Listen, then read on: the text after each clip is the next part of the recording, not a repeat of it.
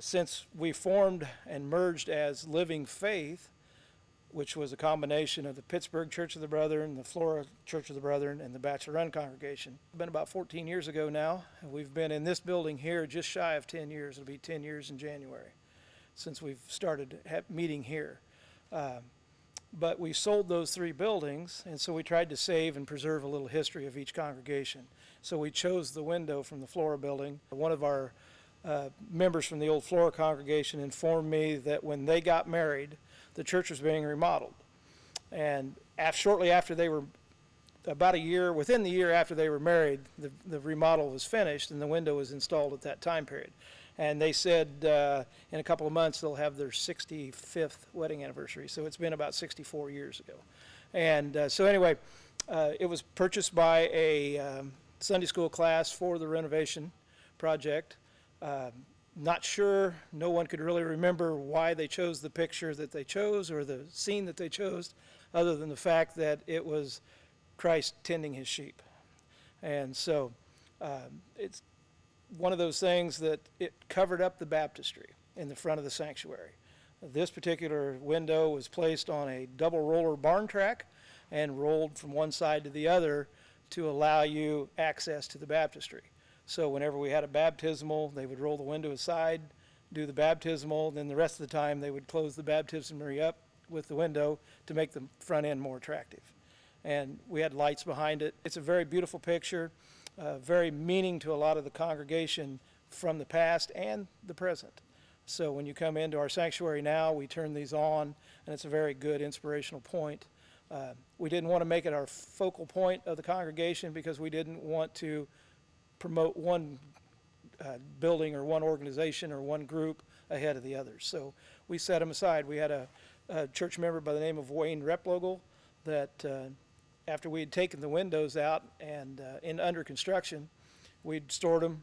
Wayne got a hold of them, framed them into these frames, figured out a way to make a shadow box effect, and then with my ability to do electrical, we boxed them in, got the lighting, and now then we can, as you can see, they're very, very bright, very predominant, very inspirational. So the other window was from Bachelor Run congregation. So that was behind the pulpit at theirs at that building, the one that I grew up in. The difference between the two, the one at Bachelor Run, you grabbed onto and it was on a counterbalance weight and you pulled it up and lifted it up out of the way. And we also had a removable plate that opened up and showed part of the baptistry underwater. We had about, a 10, 12-inch plate of glass, and we filled it up about halfway or so on the glass so you could actually see the person being immersed when they were baptized.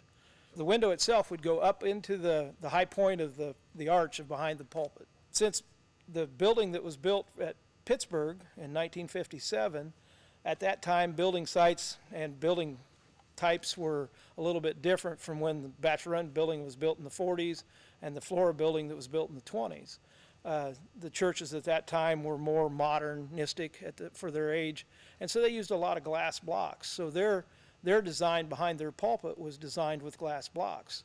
So when we sold that building, it was impossible to remove the glass blocks and bring them with us. So since we had the 2 pictures from Bachelor Run and Flora, we chose as a congregation to bring the pulpit and the communion table from Pittsburgh so that every morning everybody from every congregation can still see a remnant of their congregation. But now, you'd talk to anybody in the congregation today, we don't talk of my old congregation. We talk of Living Faith as a congregation. We have totally merged together. Now we all have our memories and we all have our sentiments of the old building, but like it says, wherever 2 is gathered, the Lord's presence. So I know both of the buildings that we sold, both entities that bought those. One of them was another church, another denomination. The other one was a person that turned it into a residence, but they both begged our congregation to leave the windows because they were such a beautiful asset to the building. But we chose as a congregation to bring them with us. So, and that was one part of our heritage we just didn't feel we could leave behind. Back when Living Faith first started to come in existence, we were 3 smaller congregations that had the same problem. We had the typical Brethren building that was built 5 steps to the basement and 4 steps to the sanctuary. And we were becoming an older congregation, and it was a real concern because of not being able to adequately put handicap accessibility in. All of our bathrooms were in the basements, and it was just not convenient and not cost effective. So we sold the 3 churches and all the properties and the parsonages.